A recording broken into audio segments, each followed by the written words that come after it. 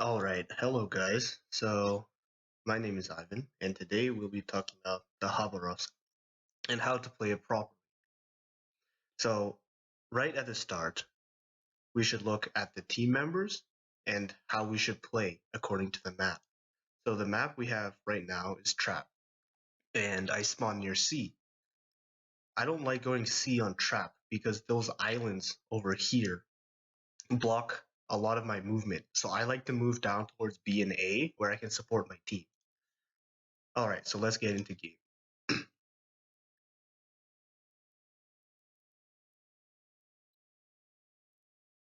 So as you can see, I run heal on the Khabarovsk, but heal and smoke are both viable.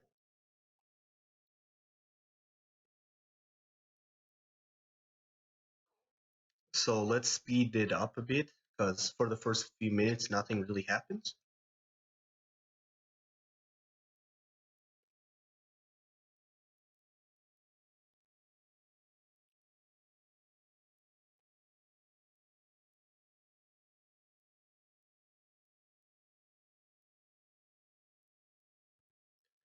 So let's slow it back down to normal speed. So right now, you can see that most of the enemy team is going to C, but I'm still going to B.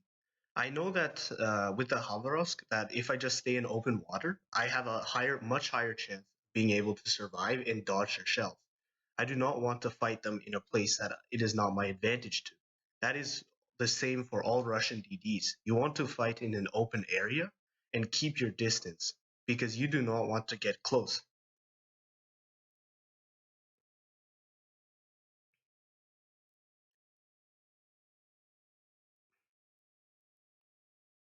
So notice how I haven't really fired my guns yet, even though it's been 2 minutes into the game.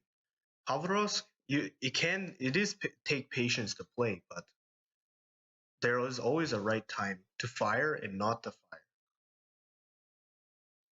So here I'm firing at the Shimakaze because it's spotted and if I can get any free damage on him, he can't heal it back.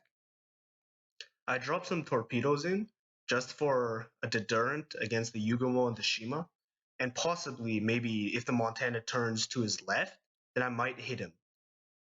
So now I start focusing on the Montana because I know my teammates are also firing at him. So I want to put a fire on him.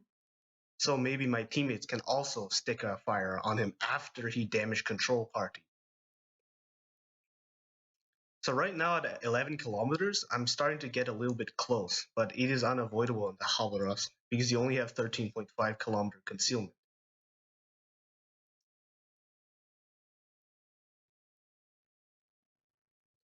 So here you can see that the Montana's barrels are pointed at me, so I start taking invasive action.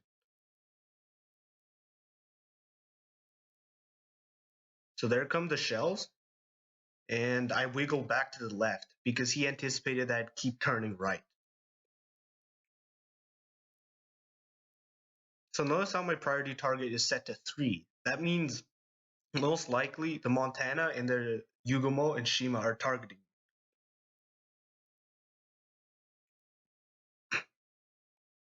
So now I notice up north how everybody's abandoning the Lexington and the Turpits. So I decide to rush back up there to draw some heat off because I do not want our Lexington to die early and they get a carrier lead. So on my way, I just keep burning down the Montana, which is great.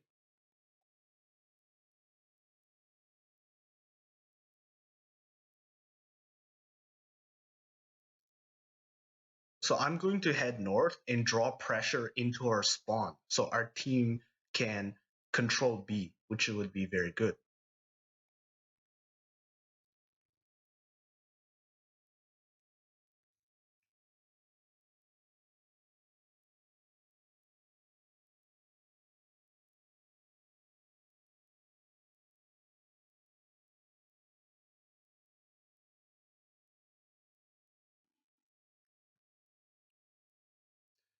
So as you can see, it's been around 5 minutes into the match and I've only dealt 19k damage. But that's all right because I haven't lost any health either. So that means I'm still healthy and I can still fight. And the fight is just about to begin. So right now, I'm doing something that I normally wouldn't do. So I'm going to push in aggressively and get much closer to a battleship than I normally would. The reason why I do this is because the Lexington is right over on C2, and I don't want him to run off. I don't want him to die. So I get in close and try and see if they shoot at me instead, because shooting a stationary target is much easier than hitting me, even at most ranges. So right now I see the Minotaur. So Minotaur is extremely deadly to the Khabarovsk. Anywhere under 10 kilometers, and if you're ambushed for even 5 seconds, you can lose half your health instantly. So I immediately start kiting away. I use my armor and my speed so that even if he hits me, he probably will bounce, and I'm just speed tanking right here. And I force him to turn away. So now he switches onto the Lexington. So I don't want this to happen. So I turn back in to try and bait him into shooting me again.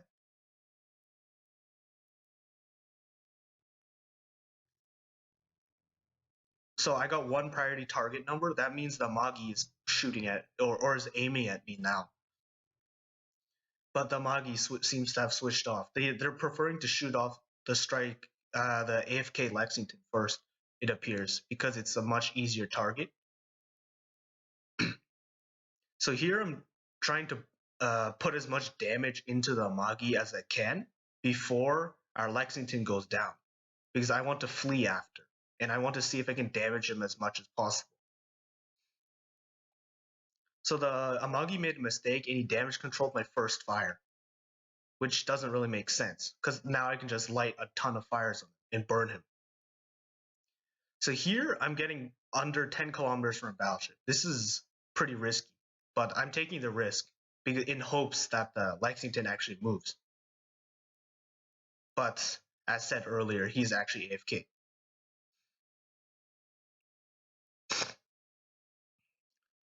So the Lexington is almost down, so I start to turn away. And I drop some torps on the way out.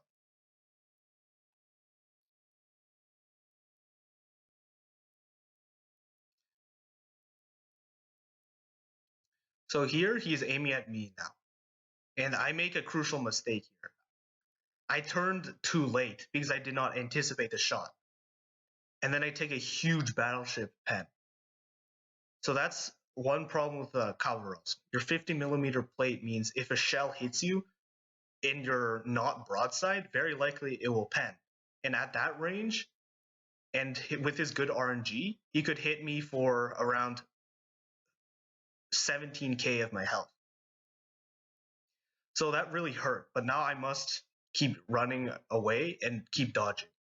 So every single time he shoots, I turn and wiggle. And I want to increase the distance to around 12 kilometers, where it's comfortable to farm him.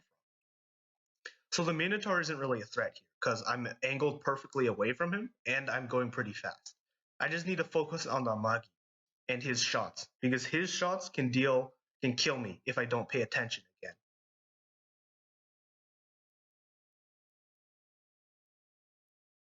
So the turrets have about 5 more seconds until they traverse onto me, so I need to get ready to dodge. So I start wiggling immediately, and his spread looks pretty good. And he gets one hit, but that is okay. I still have a heal. So there, I actually slowed down a little bit and turned hard, so it would possibly screw over his aiming because he anticipated that I'd travel at full speed. The way to determine when to turn or slow down is basically you have to mind game and anticipate where your opponent is going to shoot. You have to think about what he's going to do. So here my mind game failed because I thought he'd over aim and overshoot, but actually he under aimed and he hit me because I slowed down. So I finally managed to burn down the Magi, but I lost a significant amount of health. A single battleship can do this to the Khabarovsk pretty often, which is pretty dangerous. So you must be on guard all the time against battleships. Even if you think that the common misconception is that Khabarovsk is easy to hit, it is not. Khabarovsk has the armor for a reason. It will get hit, so it has the armor. For something like Udaloy, which is much more maneuverable and has a turning circle of 610 meters instead of the Cobb's 760, and having a range of 14.6 kilometers compared to the Cobb's 13.5, means that the Udaloy can dance at maximum range and dodge things without being hit for the whole game, while the Khabarovsk has to drop to around 11 to 13 kilometers inside the effective range of most cruisers and battleships to fight with. So it's more risky gameplay, but you get more from it because the Khabarovsk has superior gun power. So here I actually got very lucky on the Minotaur, and I managed to light 3 fires on him, and then he damaged control party, and then I lit 3 more fires on him. So he's gonna burn down. And he has no hope of shooting me back because I am at 12 kilometers. So our team is now holding on to B and starting to make a push towards C. So I start moving north on the outside of C to burn down their Montana and Turpis from the flanks because they have to focus on our Yamato, Turpits, and Rune in B. So they angle there while I can possibly get their broadsides and fire AP at them.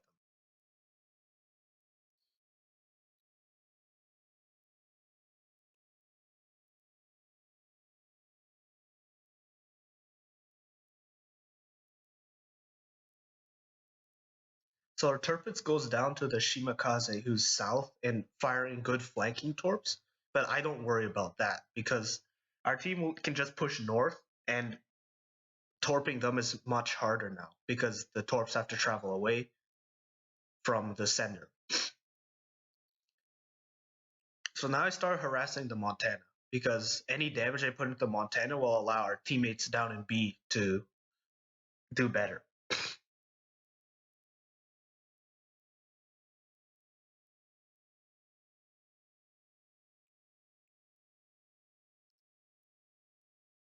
So here I fired torps to. I anticipated that the Montana would turn back to the left and continue sailing towards me, but actually he just runs straight into the island without correcting his course. So right here you see the broadside. So I focus first. I'm gonna light some fires. I hope. So I stick some fires on him. Then I'm gonna switch over to AP.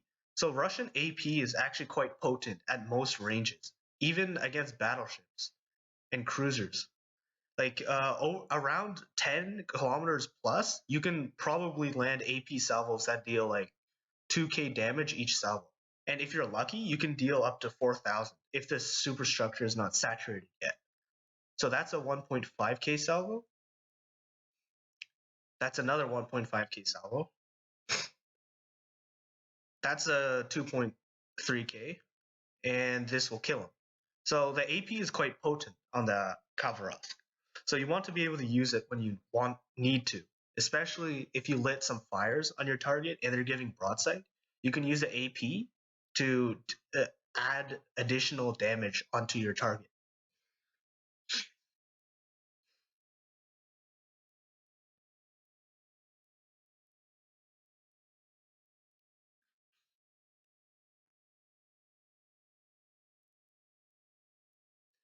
So as you can see in the chat, the Minotaur was talking about how the Magi was chasing me and was asking for help. So in that situation, battleships usually don't want to chase after the Cobb because the Khabarovsk is very good at kiting, and kiting is its life because of a short range. You can't really chase that well because effectively to chase, you have to put yourself at around 11 kilometers to be able to even fire at the targets you're chasing.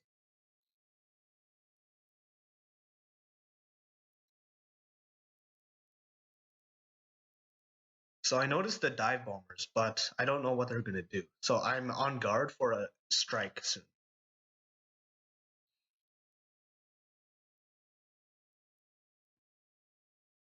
Okay, so I see the dive. So what I do right now, I'm trying to bait the Shokaku by angling my ship like this. So if he tries to strike me with dive bombers, I can turn to starboard very quickly and try and displace myself before I get hit. So he got a lucky hit, but doesn't really matter to me. It only did around 1,000 damage. That was a better hit by him, but I can just put it out now. Now I have to be careful of torpedo bombers because it is possible to cross drop the Khabarovsk. It's just much more difficult and requires different placement of your torpedoes. So here I turn into the torpedo bombers because I anticipate a strike.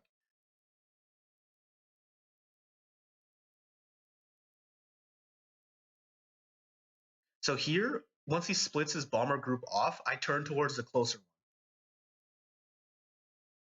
But it appears he's going for. Oh, his drop is very weak because he drops when I'm turning. So I can just slow down slightly and keep turning hard left. So the torso will miss completely. His other strike group went for the Yamato, but it won't really hurt the Yamato from a single squad.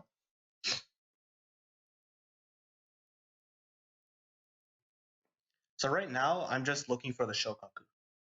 So there he is.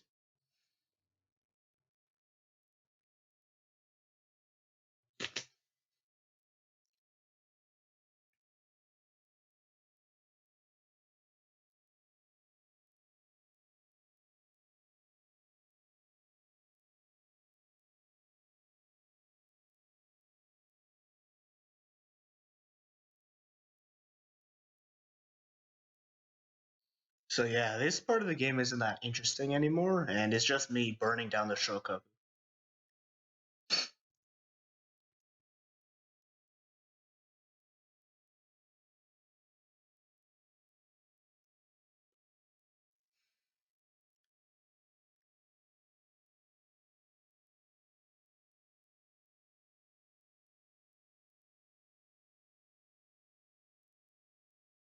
Alright, so that's my short commentary on the Halarusk.